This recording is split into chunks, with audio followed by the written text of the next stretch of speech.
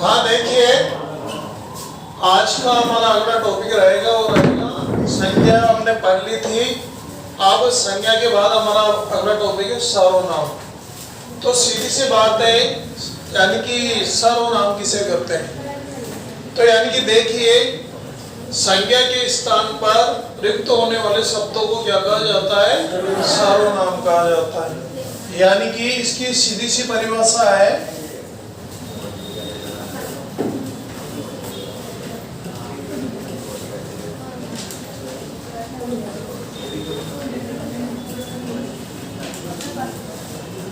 संज्ञा के स्थान पर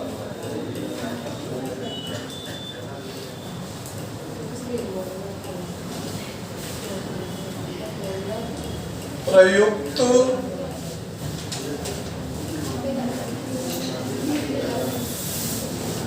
होने वाले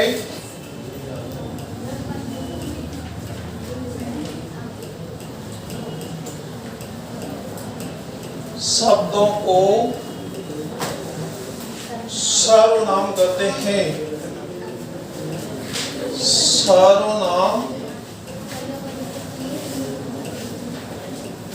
कहते हैं। संज्ञा के स्थान पर प्रयुक्त होने वाले शब्द क्या कहलाते हैं? सर्वनाम कहलाते हैं। आगे बात समझ में, जैसे उदाहरण देखिए,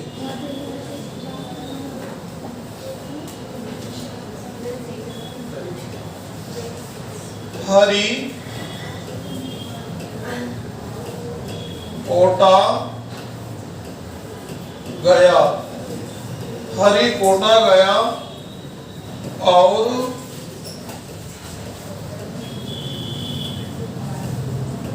उसने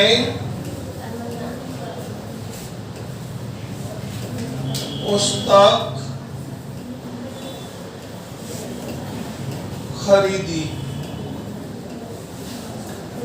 हरी कोटा गया और उसने पुस्तक खरीदी। अब देखिए, यानी कि हरी क्या है? हरी शब्द क्या है? संज्ञा। हरी शब्द संज्ञा है ना। कौन सी संज्ञा है हरी में? हाँ, व्यक्तिवाचक। अब इस वाक्य के अंदर हरि के बदले मैंने कहां पर सर्वनाम का प्रयोग किया? वाक्य को पढ़ो, उसने। क्योंकि इस हरि की जगह मैंने क्या ले लिया? उसने। तो बस इस प्रक्रिया को क्या कहा जाता है? सर्वनाम कहा जाता है। यानी कि संज्ञा के स्थान पर, हमारी परिभाषा यही कहती है कि संज्ञा के स्थान पर प्रयुक्त होने वाले शब्दों को सर्वनाम कहते हैं। तो हरि के बदले मैंने क्या ले लिया? ये सर्वनाम ले लिया, उसने। तो इस प्रक्रिया को क्या कहा जाता है? सर्वनाम कहा जाता है। आगे बात समझ में। अब हम आगे बढ़ते हैं।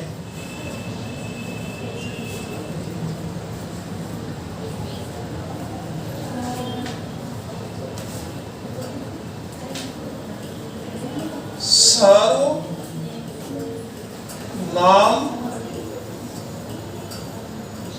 के प्रकार।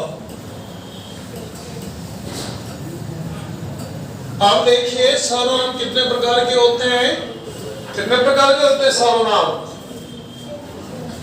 6 भेद। ठीक है ना। सर्वनाम में कितने भेद होते हैं? 6। देखिए कौन कौन से होते हैं। पहला, नंबर 1 हो जाएगा आपका पुरुषवाचक सर्वनाम।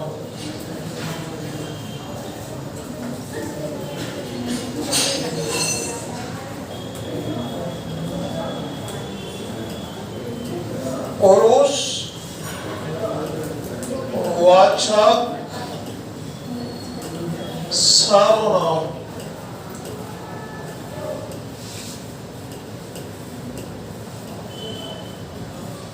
नंबर 2 आपका हो जाएगा निश्चय वाचक सर्वनाम।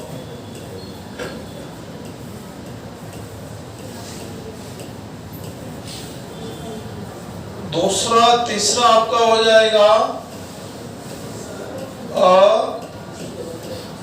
निश्चय वाचक सर्वनाम।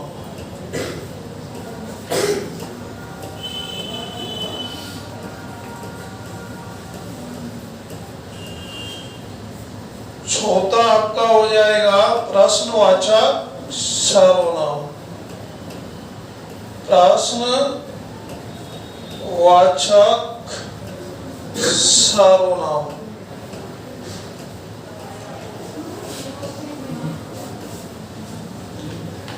पांचवा आपका हो जाएगा निजवाचक सर्वनाम। निजवाचक सर्वनाम।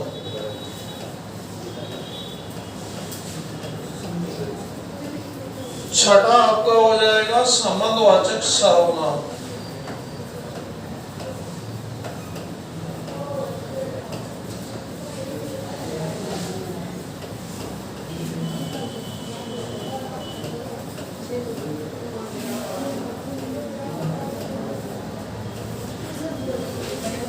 इस प्रकार से यानी कि जो सर्वनाम है उसके कितने भेद होते हैं? 6 होते हैं। आगे बात समझ में। अब एक एक सर्वनाम को हम खोल कर पढ़ते हैं।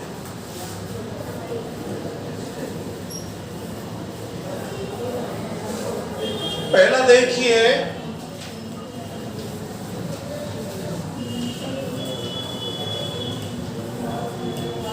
पुरुष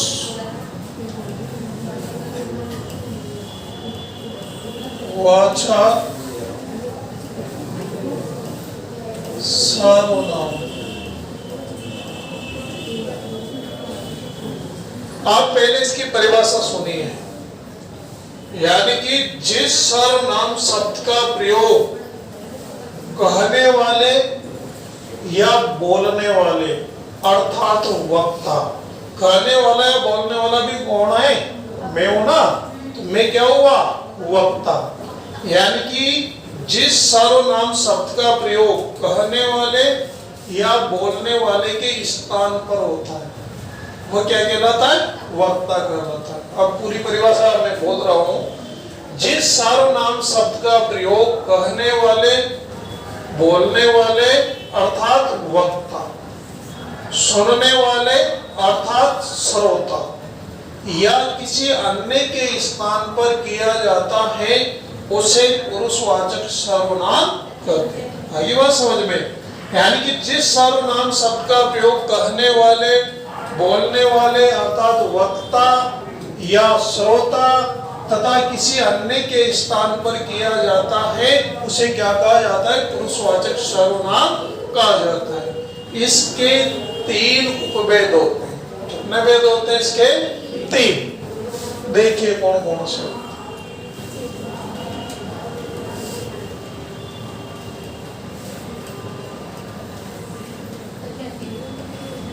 पहला होता है उत्तम पुरुष।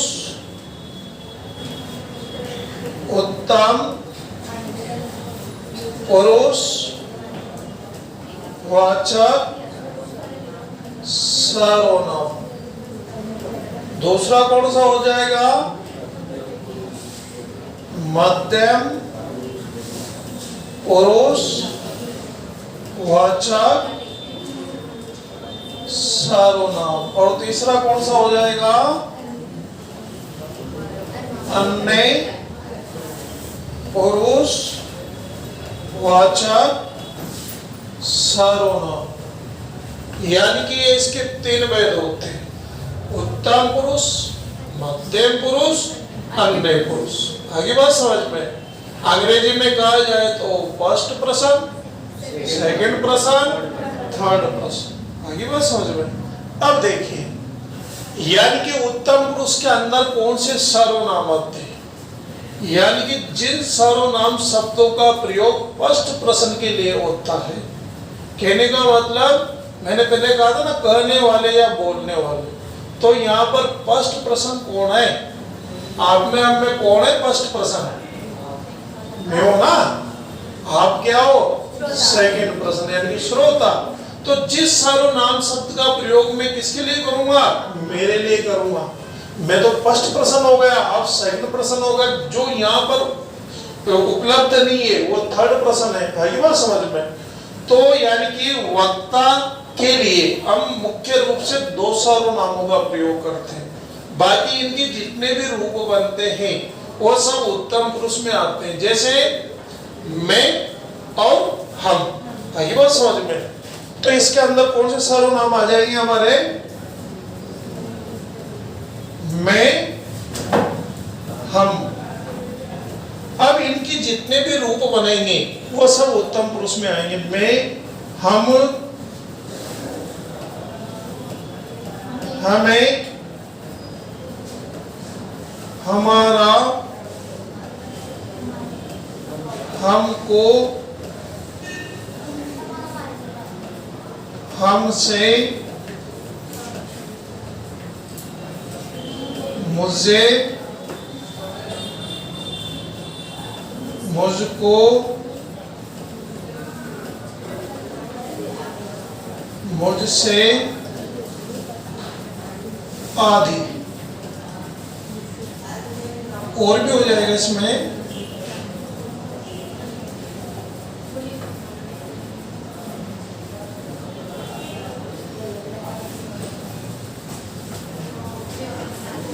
मेरा, आदि। अब देखिए जितने भी मैं और हम के आप जितने भी रूप बना सकते हो वो सब किस में आते हैं? उत्तम पुरुष में आते हैं। ये बात समझ में? अब सेकंड है मध्यम पुरुष। अब मुख्य सर्वनाम है दो। सेकंड प्रश्न के लिए आप दो सर्वनाम का प्रयोग करते हो, तुम, आप। दो ही शब्दों का प्रयोग करते हो ना। तो तुम और आपके जितने भी रूप बनते हैं वो सब किस में आएंगे? मध्यम पुरुषवाचक सर्वनाम में आएंगे। तो जैसे अलग रंग से लिख देता हूं उसको।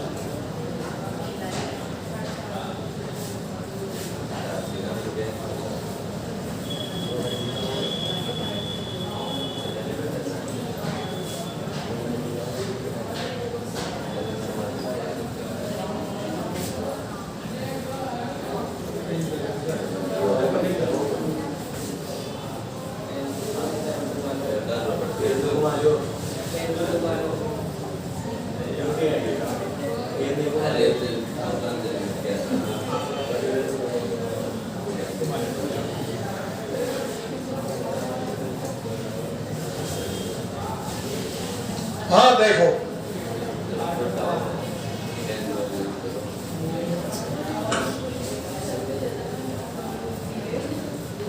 तुम, आप। अब इनके जितने भी रूप बनेंगे वो सब किस में आएंगे? मध्यम पुरुष में। जैसे तुम,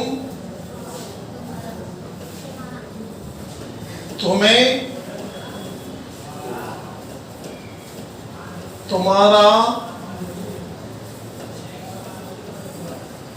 तुमसे, तुमको, अगला आपका, आपसे, आपको,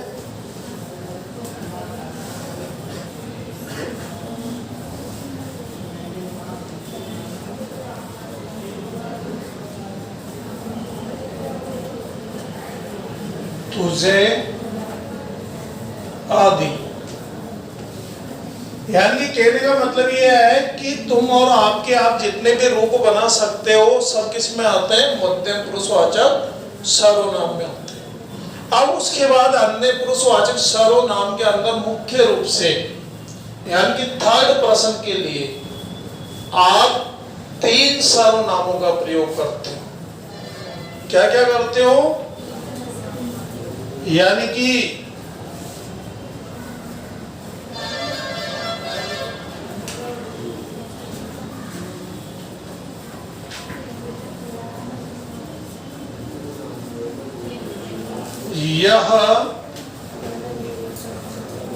यह, वह, उस तीन ही मुख्य दो। अब इनके आप जितने भी रूप बना सकते हैं उतने बना सकते हैं, ठीक है ना। अब यह का बहुवचन रूप क्या हो जाएगा? यह, वह का क्या हो जाएगा? वह, उसका क्या हो जाएगा? उसका, उसे, उन्हें, उनको आदि। आई बात समझ में? तो ये इनके तीन भेद होते हैं। अब देखिए डायरेक्ट प्रश्न आपसे पूछा जा सकता है, सीधा सीधा यूं पूछ लेगा, तीनों सर्वनाम देकर यूं पूछ लेगा, निम्न में से किस विकल्प में उत्तम पुरुषवाचक सर्वनाम प्रयुक्त हुआ है? आई बात समझ में? किसमें अन्य पुरुषवाचक सर्वनाम है या फिर किसमें मध्यम पुरुषवाचक सर्वनाम है? तो आपको बिल्कुल टेबल याद होना चाहिए, मूल सर्वनाम याद होना चाहिए, बाकी उसके रूप होते हैं। आगे बात समझ में? अब वाक्य में प्रयोग करके भी ये पूछे जा सकते हैं। जैसे उदाहरण लिख रहा हूं मैं,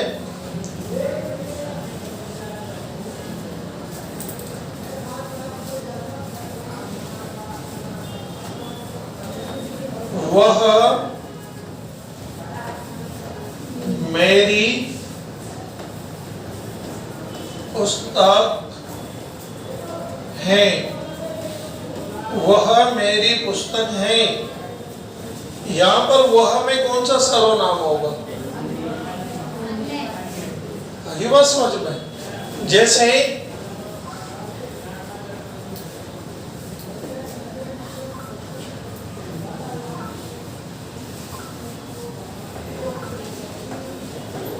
मैं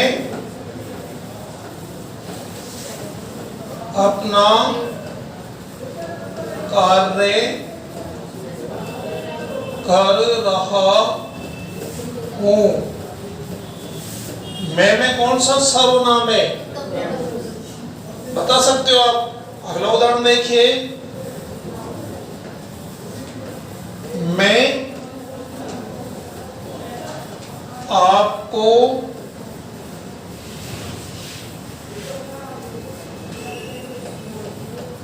जानता हूं। मैं आपको जानता हूं लेकिन उसे नहीं। बताओ यहां कौन सा? जरूरी नहीं है एक वाक्य में एक ही सर्वनाम, एक वाक्य में एक से अधिक सर्वनाम भी प्रयुक्त हो सकते हैं। अब यहां पर कौन सा सर्वनाम है? उत्तम पुरुषवाचक। यहां पर कौन सा है? मध्यम पुरुषवाचक। और यहाँ पर अन्य पुरुषवाचक। क्लियर है मामला? ये हमारा पहला हो गया उत्तम पुरुषवाचक सर्वनाम, ठीक है। अब अगला हम समझते हैं सेकंड नंबर।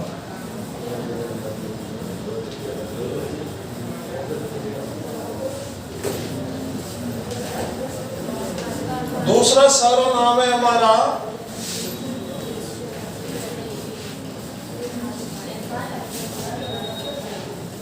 निश्चय वाचक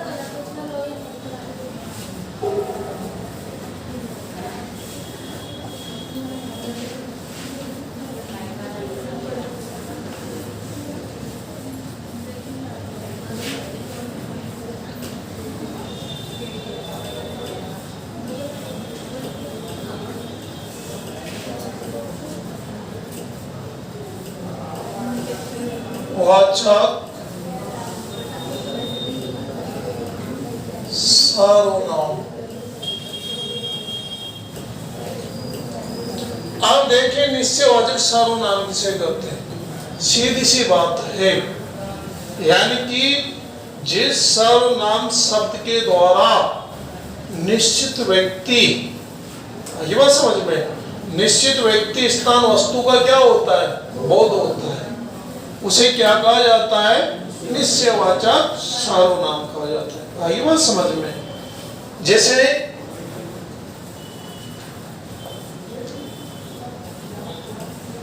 यह मेरा पेन है। तो इसमें निश्चयता का बोध हो रहा है कि नहीं हो रहा? यह मेरा पेन है, सीधी सी बात है। दूसरा उदाहरण देखिए, वह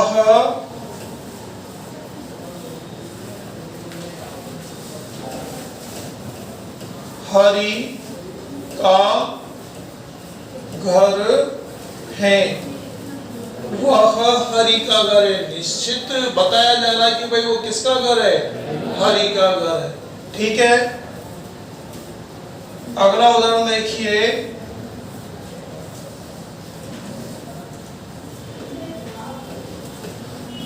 मैं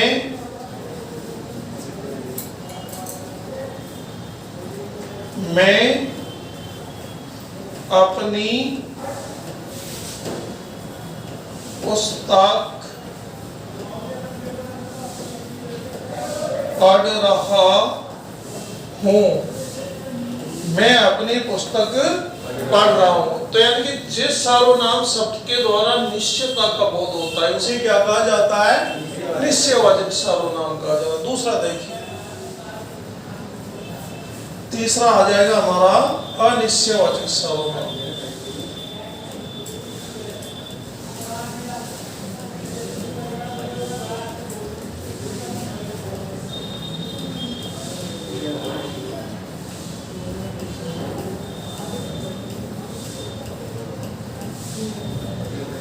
सीधी सी बात है, जिस सर्वनाम शब्द के द्वारा निश्चित व्यक्ति, स्थान, वस्तु का बोध नहीं होता है उसे क्या कहा जाता है? अनिश्चयवाचक सर्वनाम कहा जाता है। जैसे उदाहरण देखिए,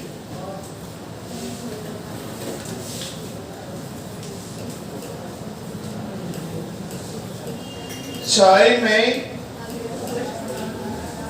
कुछ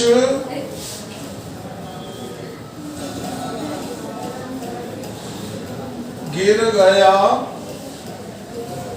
है। चाय में कुछ गिर गया है, क्या कन्फर्म है? क्या गिरा? मच्छर गिरा है, चींटी गिरी है, क्या गिरा पता नहीं है, कुछ गिर गया है। तो यहाँ पर कुछ शब्द में कौन सा सर्वनाम होगा? अनिश्चयवाचक सर्वनाम। ये समझ में, ऐसे वाक्य भी दे सकता है डायरेक्ट हो, और आपसे पूछा जा सकता है कि बताओ इस वाक्य में कौन सा सर्वनाम, अंडरलाइन करके भी पूछा जा सकता है। ठीक है ना? अगला उदाहरण देखो,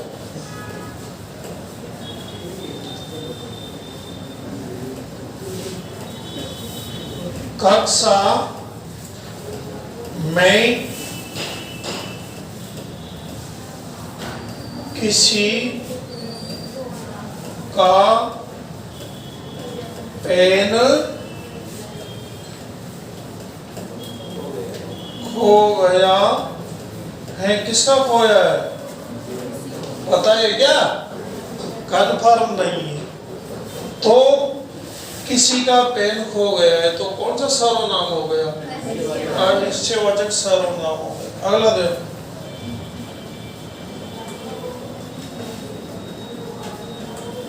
आपको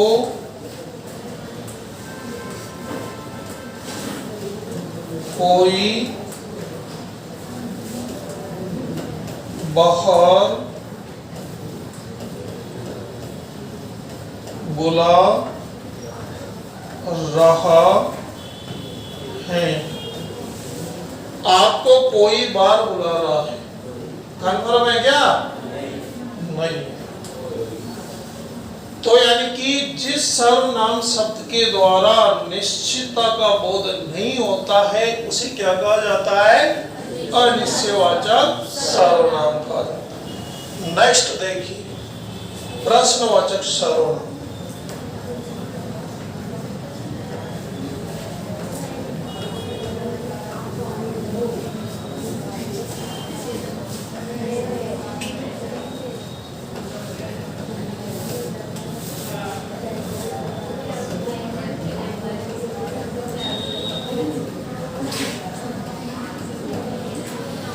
किसे कहते हैं प्रश्नवाचक सर्वनाम?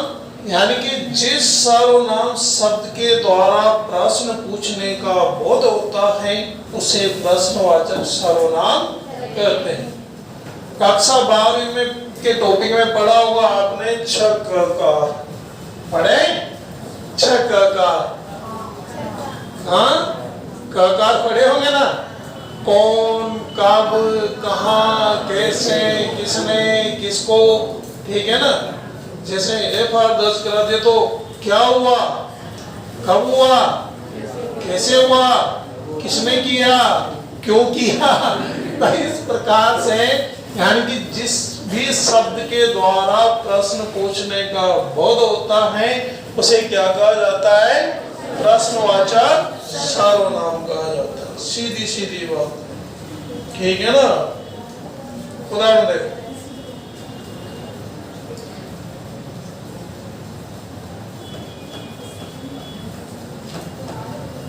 आप क्या पढ़ रहे हैं, आप क्या पढ़ रहे हैं, जवाब मिलेगा हिंदी पढ़ रहे हैं, ये बात समझ में। अगला उदाहरण देखिए, वह कौन आ रहा है, जवाब देना पड़ेगा। अगला उदाहरण देखो, तुम कहाँ रहते हो, ठीक है ना। तुम कहाँ रहते हो, तो यानी कि जिस भी सर्वनाम शब्द के द्वारा प्रश्न पूछने का बोध होता है उसे क्या कहा जाता है, प्रश्नवाचक सर्वनाम कहा जाता है। आगे बात समझ में। तो इस प्रकार से यानी कि हमारा जो सर्वनाम है, अब 3